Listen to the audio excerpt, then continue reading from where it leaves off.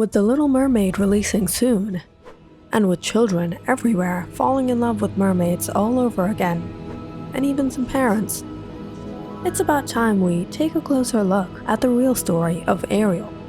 The real story laying deep in the dark trenches at the bottom of the ocean.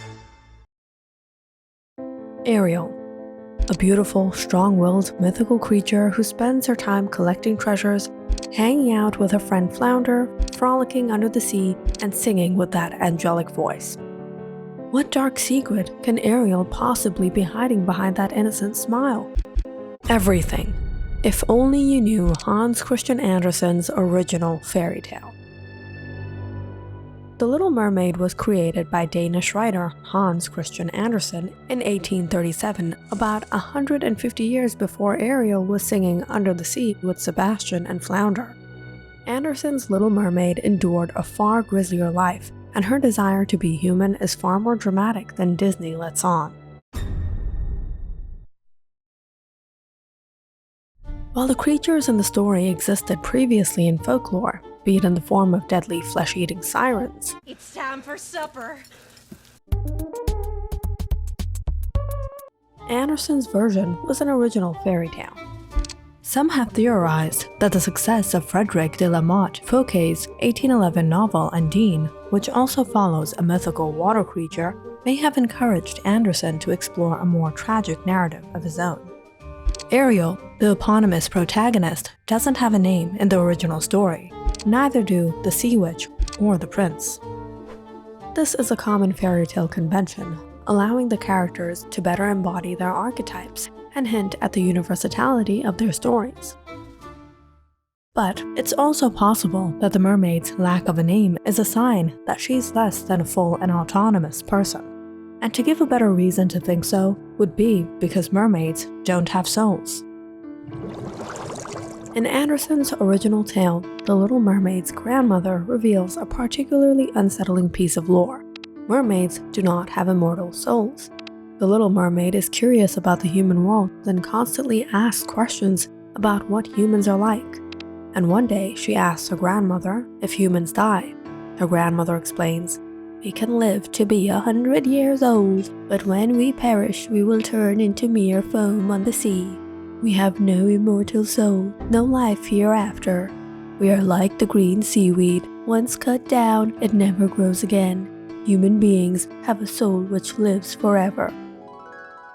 And it's from here that the mermaid then learns that the only way she can win a soul and a beautiful afterlife is if a human comes to love her more than anything and marries her, and in doing so, he'd share his soul with her.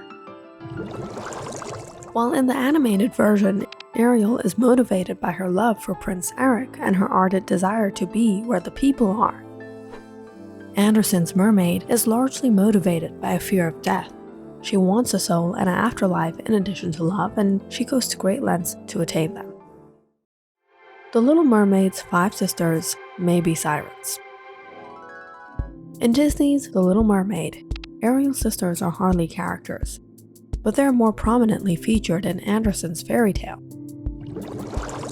In the original story, all 5 of the Little Mermaid sisters are older than her, so they all get to visit the surface of the ocean before she does, and are actually sirens who lure sailors to a watery grave. The author writes, "Many an evening, the 5 sisters, interlacing their arms, would rise above the water together. They had lovely voices, much clearer than any mortal. And when a storm was rising, and they expected ships to be wrecked, they would sing in the most seductive strains of the wonders of the deep, bidding the seafarers have no fear of them." The Sea Witch takes more than Ariel's voice. In Disney's The Little Mermaid, as part of the Faustian bargain Ariel makes with Ursula, the witch takes the mermaid's voice in exchange for giving her legs. In Andersen's original fairy tale, the Sea Witch says, "You have the sweetest voice of anyone down here at the bottom of the sea, and while I don't doubt that you would like to captivate the prince with it, you must give this voice to me." Not only does the Sea Witch take the mermaid's voice, but she does so by brutally cutting out her tongue. Clearly, the Little Mermaid is seriously committed in this darker and more violent version of the story. The Little Mermaid's legs come at a terrible price. In Disney's The Little Mermaid, when Ariel asks how she's supposed to win his heart with no voice, Ursula tells Ariel that body language is important. A despicable reminder from the villain that a woman's looks are often seen as more valuable to some than what they have to say. In Anderson's version, this trade isn't such a sweet deal. After the mermaid's tongue is cut, the sea witch says that the mermaid will be the most graceful woman in the human world. But every step you take will feel as if you're treading upon knife blades so sharp that blood must flow. There's no going back for the Little Mermaid. In Disney's The Little Mermaid, Ariel is given 3 days with legs and no voice to win Prince Eric's heart, or else she'll become imprisoned by Ursula as a piece of seagrass in her creepy garden. The stakes are pretty high here. But the stakes are even higher in Anderson's original tale. When the Little Mermaid takes the Sea Witch's deal, she can never return to the ocean again. The Sea Witch says in the original text, "Once you have taken a human form, you can never be a mermaid again. You can never come back through the waters to your sisters or to your father's palace." As if that wasn't enough, the Sea Witch also explains that if the mermaid can't win the prince's heart, the consequences will be dire. If the prince marries another woman, the mermaid will die of heartbreak at sunrise the day after his wedding and turn into sea foam. The prince isn't very princely in the original story.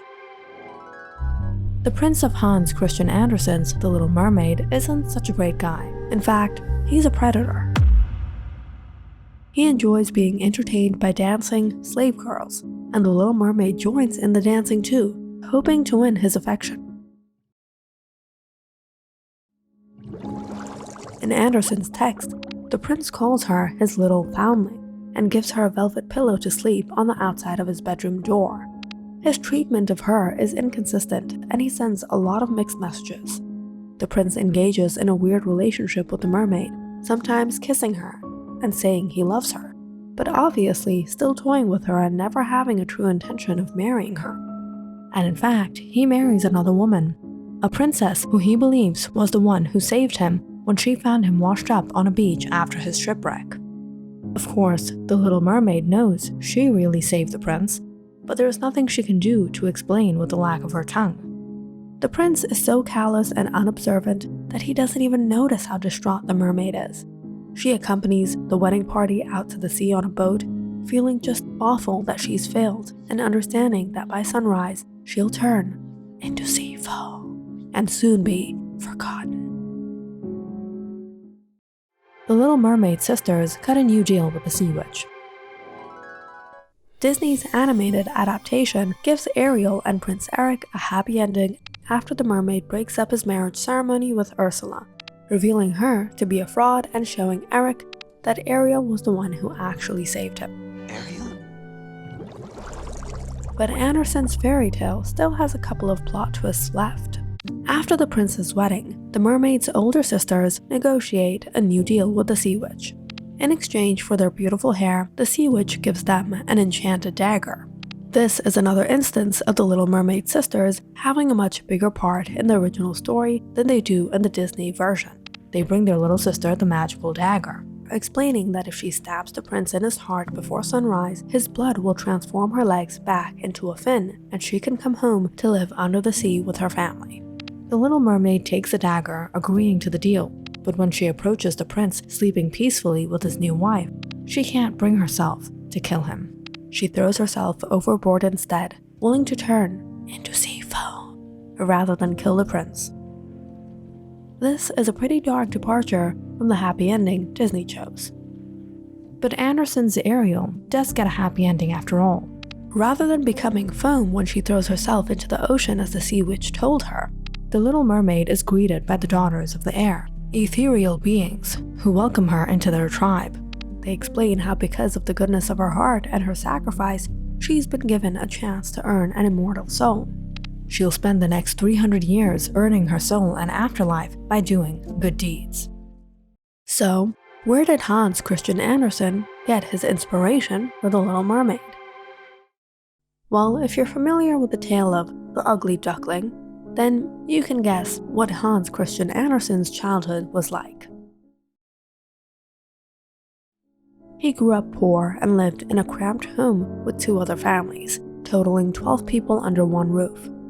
After Andersen's father died when he was 11, the future writer attended school sporadically and worked to help support himself and his mother. He apprenticed as a weaver, worked at a tobacco shop, and worked for a tailor before he was 14. Andersen moved to Copenhagen when he was 14, determined to find creative work. He was in a boys' choir until his voice changed and tried his hand at ballet. When he was 17 years old, Andersen met Jonas Collin, the director of the Royal Danish Theatre, who saw promise in Andersen's stories and secured funding for his education. Although attending school was beneficial for Andersen's future, it was also sad and lonely for him. His classmates and teachers ridiculed and mistreated him, making fun of his ambitions to become a writer. In Andersen's fairy tales, many of his characters suffer isolation, ridicule, and poor treatment. These darker emotions and themes are reflected in his writing, giving his beloved tale of the Little Mermaid a darker and more complicated origin story inspired by his own life. An origin story that most Disney fans might not have expected. If you liked our video, don't forget to subscribe and follow our channel for more videos like this one.